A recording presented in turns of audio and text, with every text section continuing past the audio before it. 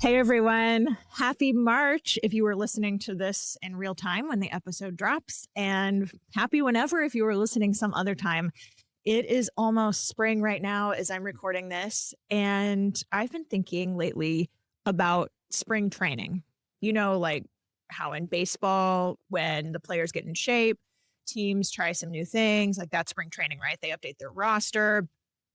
Coaches are scouting new ideas or scouting new talent. Spring training is just this time of learning and building some operational muscle for the team and the club as a whole.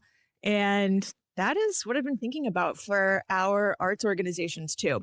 Today, we are talking about data. So I don't know if this fits spring training for you, but data, how to use it better, more effectively, no matter where your orchestra or opera, theater, museum, chorus, zoo, whatever organization, no matter where you're at, how do we use our data more effectively? And this ties into the last episode on patron messaging. So hopefully you listened to that. We talked last time about how one size fits all messaging is not really working in today's marketplace, and how we as arts organizations, as arts administrators, arts leaders, we really have to be more sophisticated in terms of our patron messaging than we used to have to be. And the other side of that coin, or the other part about being able to get the right messages to the appropriate audience or donor segment or whoever, is the data piece. It's the data piece of all of it that makes this work. So one of the biggest mistakes, I have to say, that I see arts organizations of all sizes make is not having control of their data. And sometimes organizations don't understand their data. Sometimes they don't have clean data.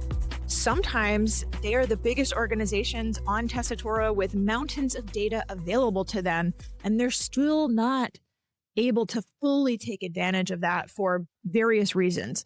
So I just see organizations of all kinds really struggle with their data, and it's holding them back. And in many ways, that makes sense, okay? Getting good with your data can feel hard. I know that, whether that is hard to wrap your head around, like if you're like, where do I begin? Or if it's hard, like, oh my gosh, this is going to take up so much time or so much resources. Or if it's hard and you're thinking like, all of our data lives in different places. We've got donor data there. We've got ticket data over there. Like, how am I going to work with my venue to get the data we need from them? Right? So I've been there. And I was talking with one organization recently on this topic of patron retention, patron messaging, and using their data more effectively to do that. And they said, why would we spend that much time on someone who might never come back? So if any of that describes you or your organization, know that those are just really real feelings and thoughts. And I just want to acknowledge that. And also, I have good news for you. Data isn't hard when done right. You're going to hear that as kind of a recurring theme in this episode. So let me say it again. Data isn't hard when done right. This is excellent news. And this topic, this episode, is totally, completely in the category of how do we work smarter, not harder, right? So data, meaning like good data, being able to harness your data, is actually about creating systems. That's another huge theme you're going to hear in this episode.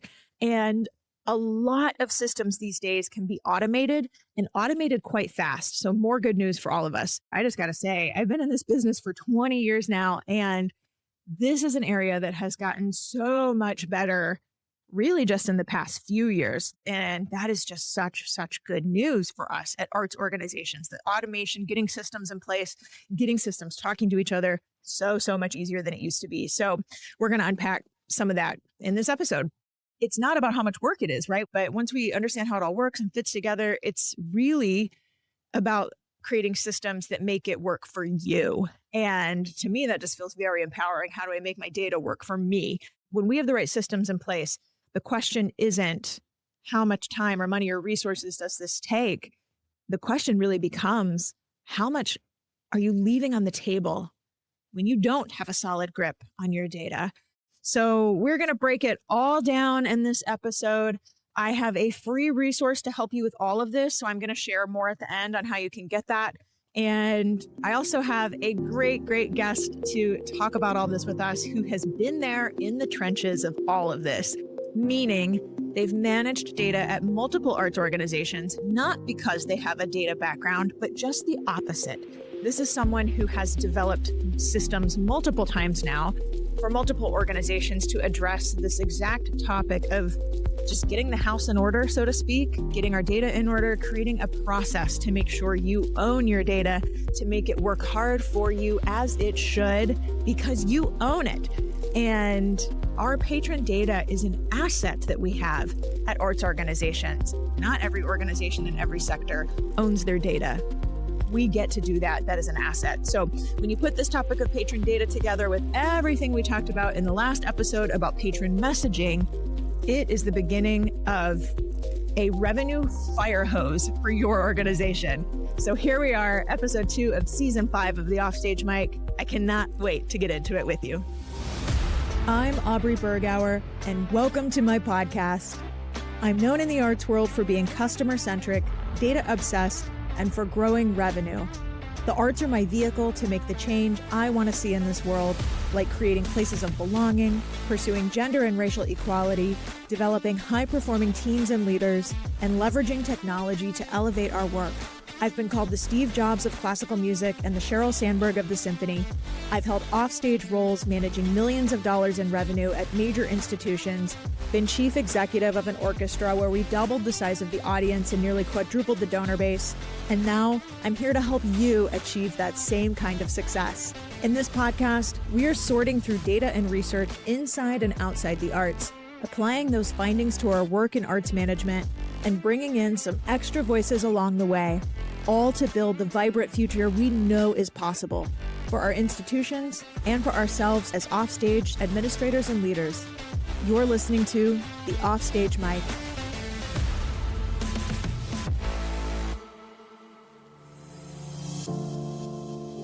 Hi everyone, Aubrey here. I want to share a quick case study with you. About a year ago, Austin Chamber Music Center knew they needed to work on identifying prospective donors and building relationships with the donors they already had. Plus, they went through a leadership transition and knew they needed to fundraise more and fast. They came to Annual Fund Toolkit, who did a comprehensive analysis of their donor base, then developed a system for the organization to connect with those donors based on their needs and giving styles. They did all of this combining in-person asks with email, social media, and direct mail. By the end of the fiscal year, their year-to-date fundraising had doubled compared to the year prior. And that's just the numbers. They now also have a streamlined process for tracking and maintaining donor relationships going forward. How did they do all this? They did it with Annual Fund Toolkit. Annual Fund Toolkit is not just another consulting firm. What sets them apart is their laser focus on 2 critical challenges: improving donor retention and growing the major gifts pipeline. This can be your organization too, because this is what Annual Fund Toolkit does every day. Their founder, Luis Diaz, is one of the most brilliant minds in fundraising I've ever met. The organizations that utilize Annual Fund Toolkit's advice and assistance are coming out ahead. To read the full case study, head over to get.annualfundtoolkit.com/ACMC. That's get.annualfundtoolkit.com/ACMC for Austin Chamber Music Center. Trust me, your donors and your mission will thank you.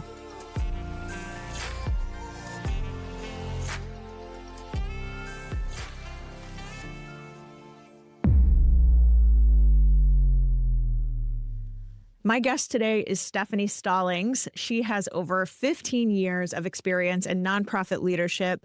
Stephanie specializes in driving organizational growth, securing funding, and building meaningful community impact. She has worked at organizations including the Folger Shakespeare Library in Washington, D.C., the Ford Theater Foundation, and LA County Arts Commission.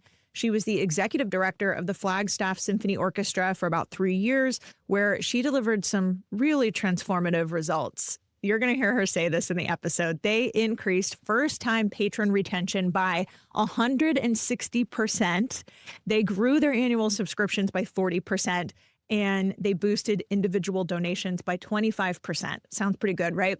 She did this by implementing a lot of the strategies that I teach, and a big through line for Stephanie's work is how she's used data at all of these various organizations, but not like a data scientist. That's important. She has used data as somebody who has an arts background, like so many of you listening. She was trained as a musicologist, and she has a PhD in musicology. And this is for all of my fellow classical music people listening.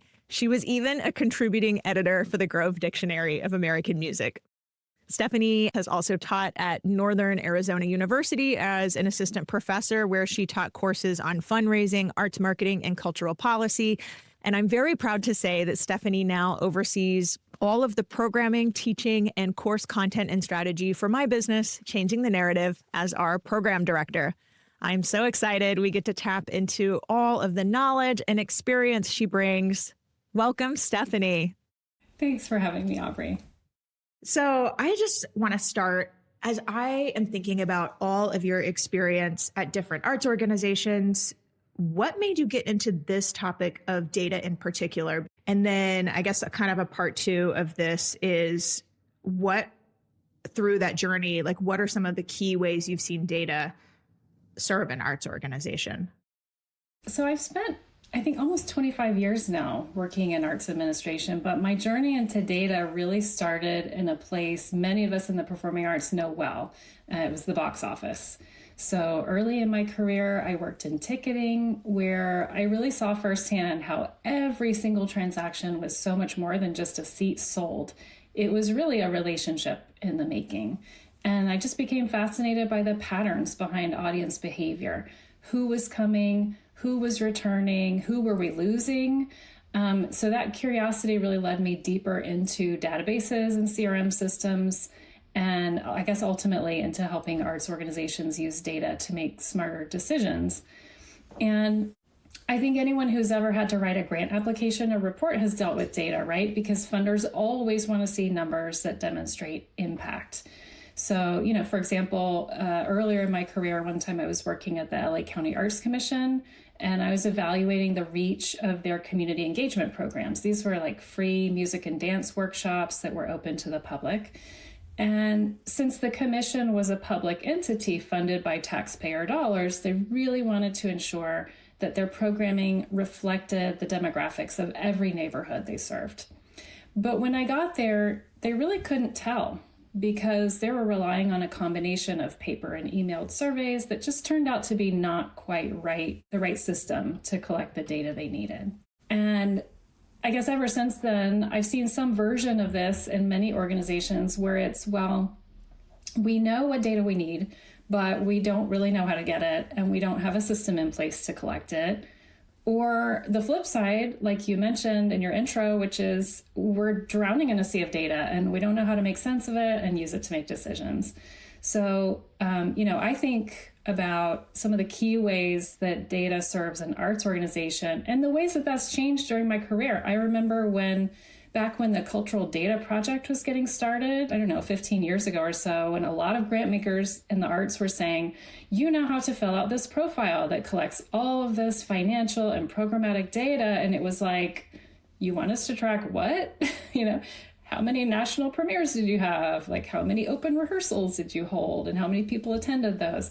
All of those really granular programming details that a lot of us had never reported on or even tracked before. So, we got used to it. For grant purposes, many of us are now accustomed to tracking those key metrics having to do with our audience demographics, fundraising ROI, et cetera. And I think just like we do all that data crunching now, I'm pretty confident that the next data frontier for many arts organizations is tracking their patron retention and using that data to be very intentional in how we build relationships with our audiences. Yeah, I'm hearing you say all of that. I'm having this kind of aha moment, maybe like talking about Cultural Data Project and like how cumbersome, that's the word that was coming to mind, like how cumbersome that was. And so when we were talking about how data, this topic can be challenging for some organizations, I'm like, well, no wonder we kind of have like okay, trauma sounds like way too dramatic here, but like, you know what I mean? But like we've had experiences, so many of us, where it was like, it was hard and it was cumbersome and it was time consuming. So I'm just having this moment where I'm like, yeah, that tracks, but it doesn't. Now we're here to say it doesn't have to be that way. I now want to talk about your time at the Flagstaff Symphony. You served there as executive director for about 3 years. But that was after about 3 years prior to that of serving on the board. So around 6 years total you spent with that organization. Tell me about not just your journey with data at that organization, but really the organization's journey with data as well. What was the kind of prevailing view or prevailing approach when you first joined the organization as a board member? And then how did that evolve once you transitioned into your executive director role? Yeah. So the Flagstaff Symphony, like a lot of performing arts organizations, was locked into using its venue's ticketing platform.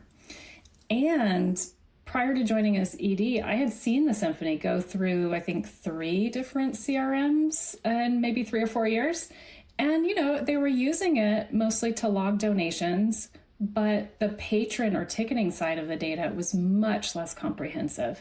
There really just wasn't any effort to keep up with like who was actually buying tickets to which concerts. And I've seen this is actually pretty common where an org says, great, we have this robust, shiny new CRM. Now, what are we supposed to put in it? And so because I had followed your work, Aubrey, for several years, by the time I transitioned into that ED role, I already knew the value of not only tracking who attended performances after the fact, but the value of knowing who's coming before they get there. Because then, you know, that opens up possibilities of how you prepare them for the experience. You know, you can get them the information they need about the venue, the parking, the timing of the performance. You know, can they get a drink or a bite to eat beforehand or at intermission?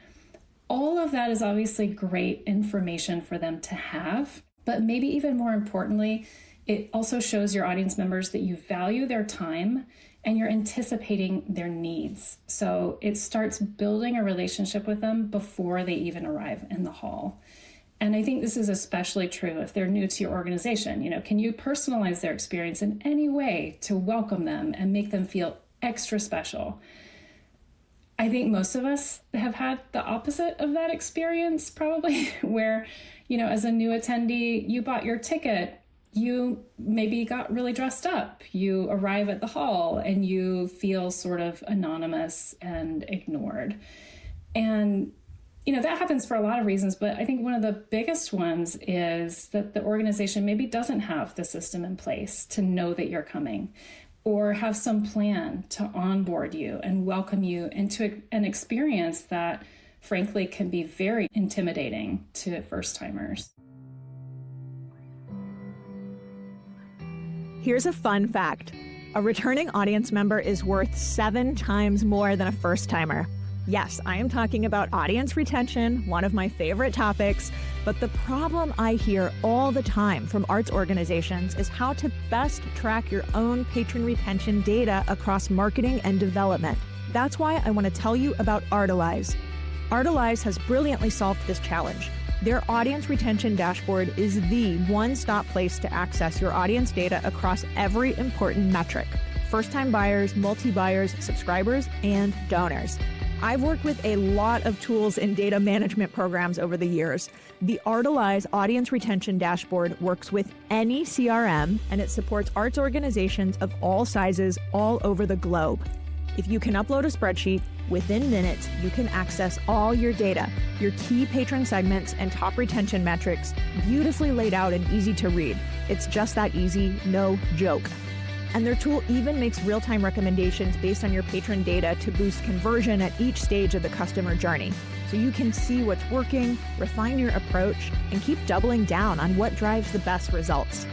The Artalize team brought me into their process, and we had clients test the product with their own real data. So let me tell you, I have seen firsthand the immense time, money, and effort this dashboard can save arts organizations, allowing you to finally harness your data in one place. Think. Easier collaboration between marketing and development efforts, easier for presenting at board meetings, easier to see everything in one place without running multiple reports. If you are ready to grow, retain, and engage your audience with data-driven tools that are easy and fast to use, visit aubreybergauer.com/dashboard. Listeners of this podcast save 20%, and members of my Run It Like a Business Academy save even more. That's www.aubreybergauer.com/dashboard to learn more about Artilize today.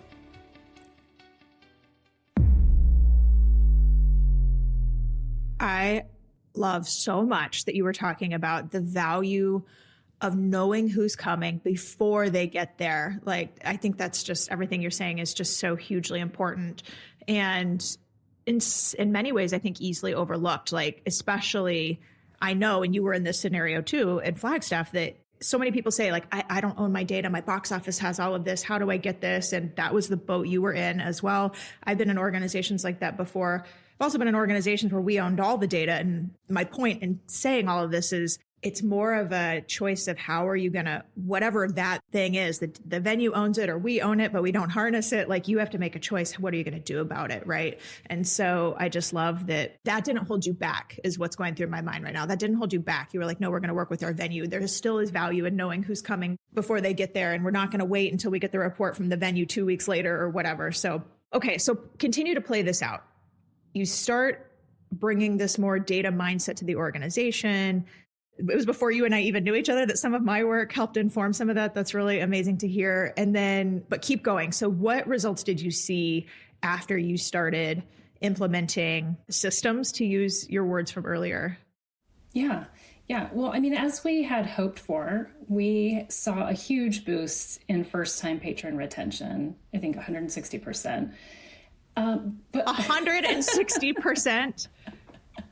Say that again. I just want everybody to hear this. Say that sentence again. So we more than doubled our number of first-time attendees coming back within the season.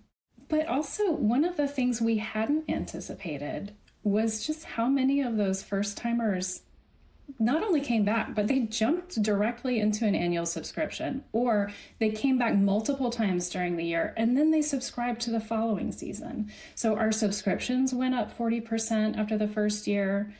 And then there were also all of these interesting follow-on effects. Suddenly we had really exciting things to report to the board about how our audience was growing, which really fired up our board members. We had interesting things to report to our grant makers. So our state arts agency funding grew 79%. Our local arts agency funding grew 84%. And so it's really, that compounding effect that was most surprising, I think, to me. And then one of the most meaningful results to me has been some of the audience feedback that I received. And I pulled one because I wanted to share one that I got with your listeners, because it puts a very human face on the topic of collecting and acting on patron data.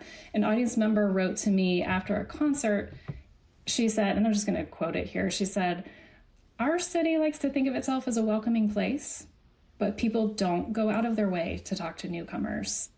My partner and I have been astonished that whenever we attend a reception before a concert, your board members and volunteers actually talk to us."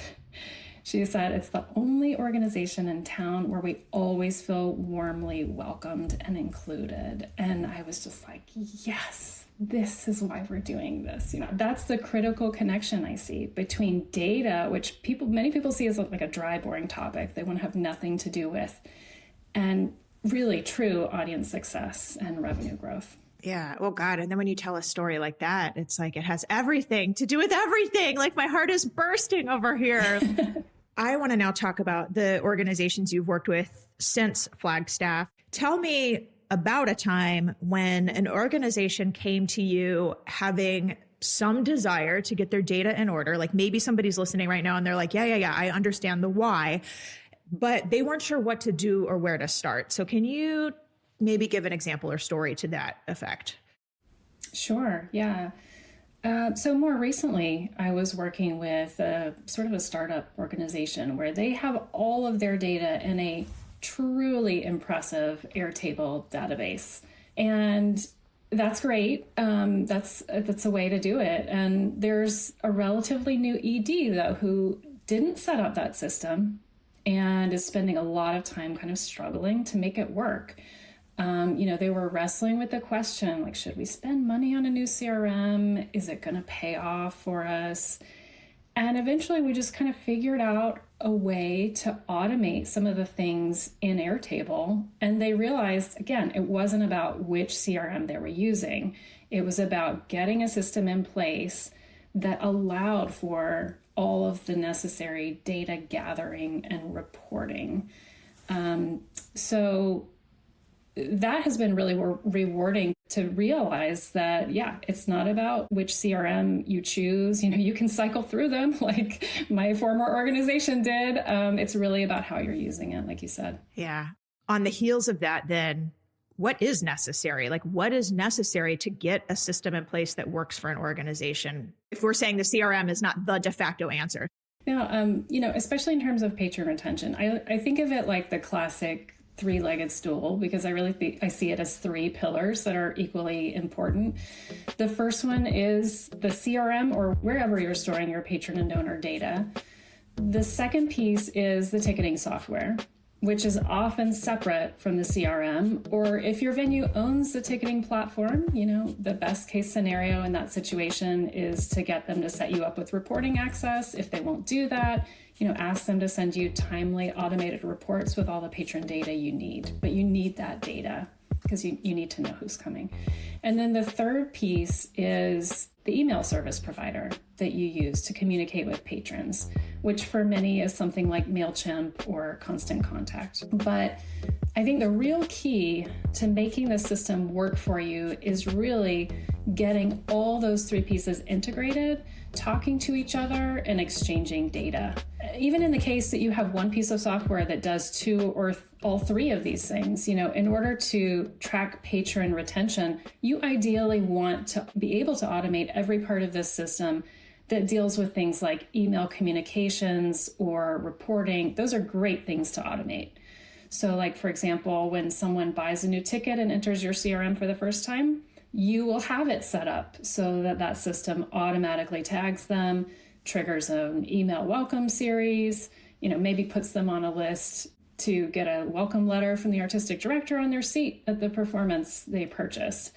All of those things are possible, and you can get really creative with how you welcome people into your organization.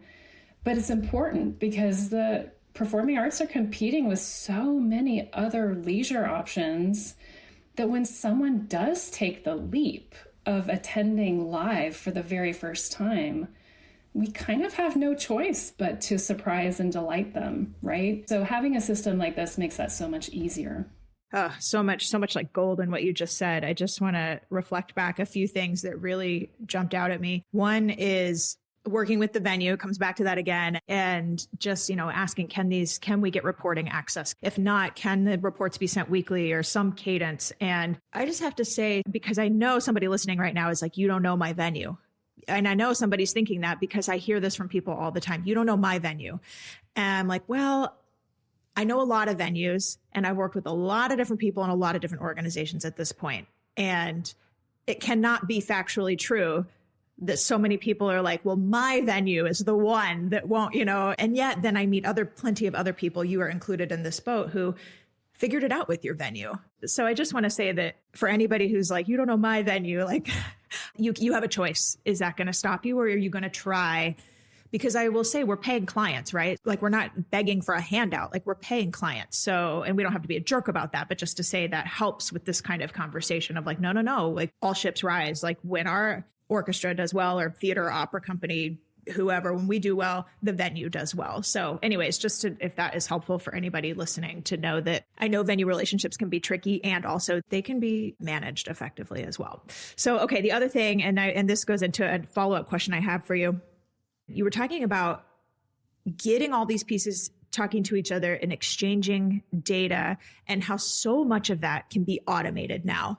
And this is one of my, in some ways, favorite topics because it makes it easier. And I think, 10 years ago, it was a lot harder to do a lot of these things than it is now. And you just described a scenario where, yeah, so many things happen automatically, and they get the email onboarding or, whatever the thing is, and all of that can be set up. And it just works in the background and it's amazing. So my question is, how do you start to integrate those three pieces, CRM, the ticketing software, the email communications provider?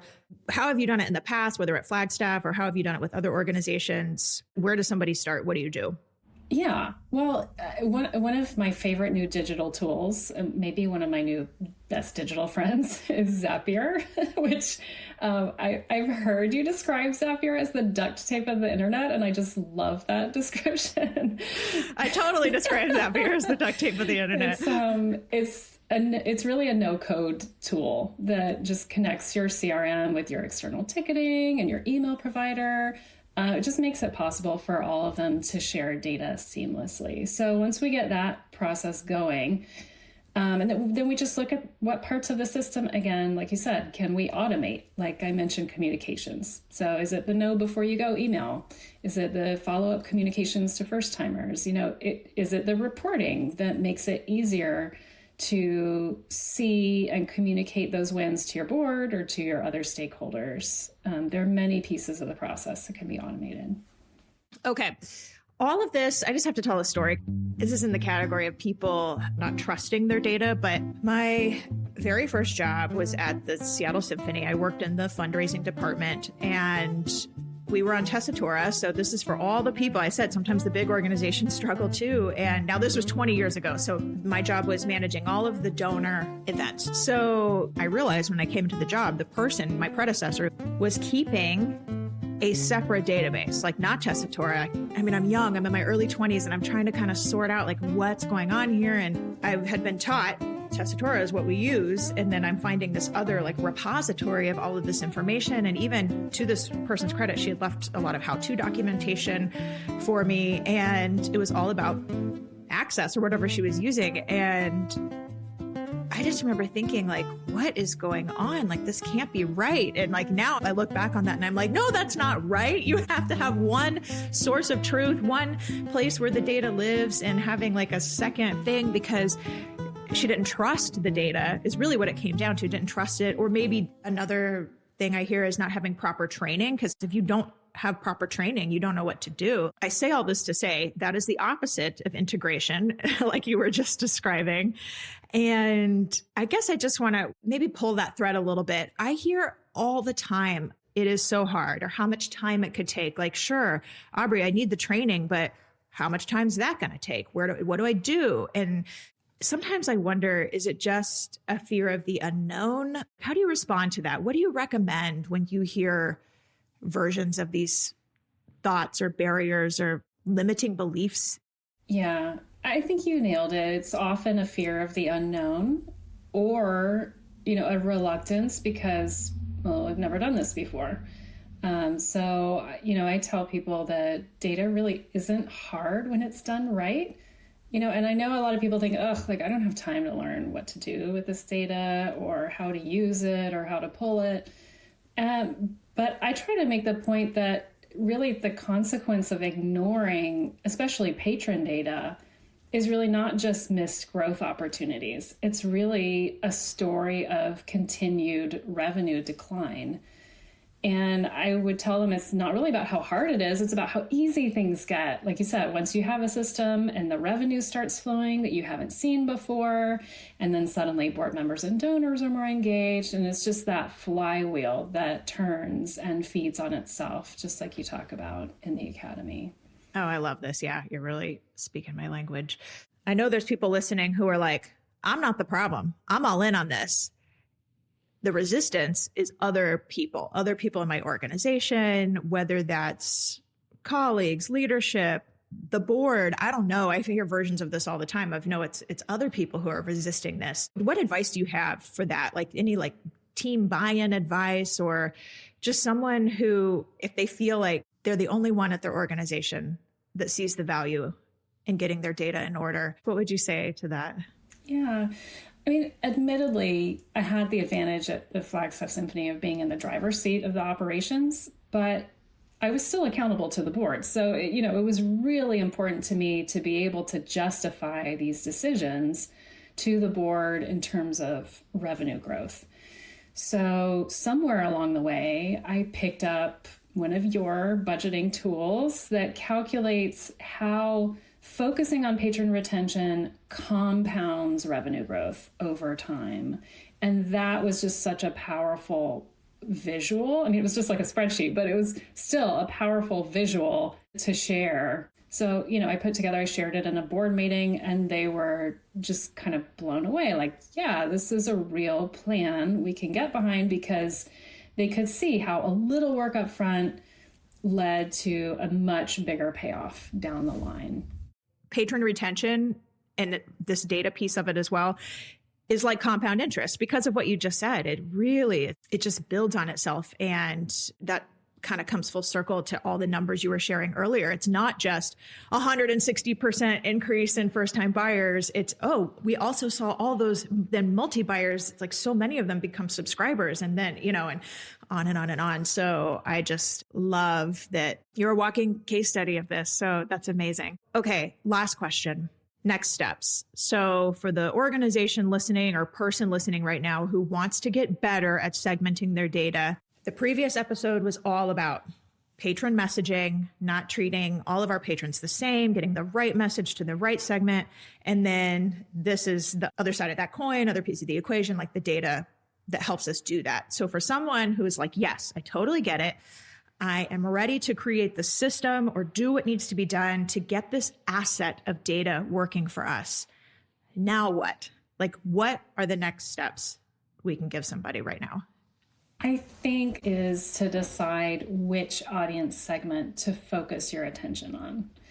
For me and for many organizations, and a really obvious choice is just to get started tracking first-time attendees, because they're the low-hanging fruit. They're already curious about what you do.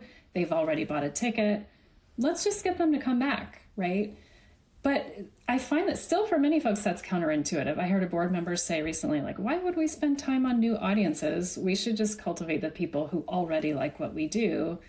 And, of course, you shouldn't ignore your core audience, but we literally can't afford to continue to ignore new audience members. Many more of them will come back, more will subscribe, and more will eventually become donors because you started building a respectful relationship with them from day one instead of ignoring them until they make a donation.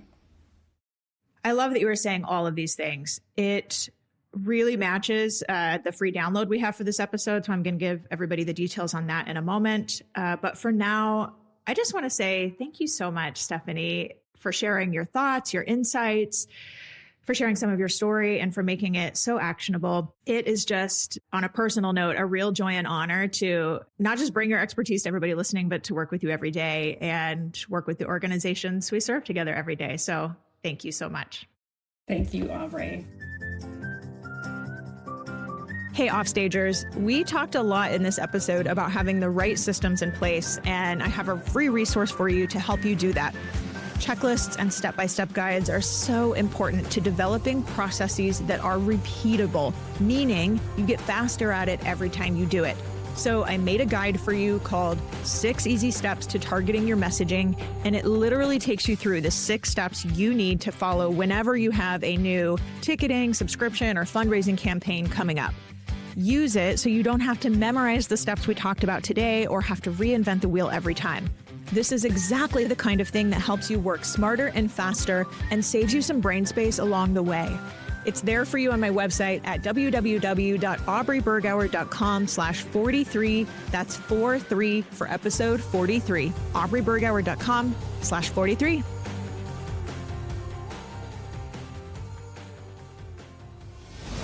That's all for today, folks. Thanks so much for listening. If you like what you heard here, hit that button to follow and subscribe to this podcast. And if you've learned something or gotten value from this, please take 2 seconds to leave a quick 1-tap rating or review in return. To all of you, one more time, thanks again. See you next time on the Offstage Mic. The Offstage Mic is produced by me, Aubrey Bergauer, and Aaron Allen. The show is edited by Novo Music, an audio production company of all-women audio engineers and musicians. Our theme music is by Alex Grohl. Additional podcast support this season comes from Kelly Stedman, other members of the Changing the Narrative team, and social media brand management by Classical Content. This is a production of Changing the Narrative. Good marketing talent can be hard to find. That's why I'm so glad I discovered Marketer Hire. As my business has grown this year, I can definitively say a part of that growth was because of the way Marketer Hire helped me not just find good marketing talent I needed, but how fast they did it and how they worked to match me with the perfect people. First, I reached out about an email copywriting project and email platform migration we were going through, and Marketer Hire matched me with Jamie within a week. A few months later, we needed technical support on our Google Analytics, and they had us connected to Alec within days. Both Jamie and Alec needed zero training, were incredible to work with and experts in their respective areas, and most important, they completely delivered on time, on budget, and got the results I needed. What I like about Marketer Hire is that you can engage someone for as long or short as you want. I hired Jamie for a 3-month project, for example. On the intake call, they really listened to what I said I needed. I even said that I need someone with an interest in the performing arts. And it turned out Jamie had a theater background and is still a member of her local thespian troupe to this day. Both Jamie and Alec were able to move my projects forward so much quicker than if I had led a traditional hiring process or search.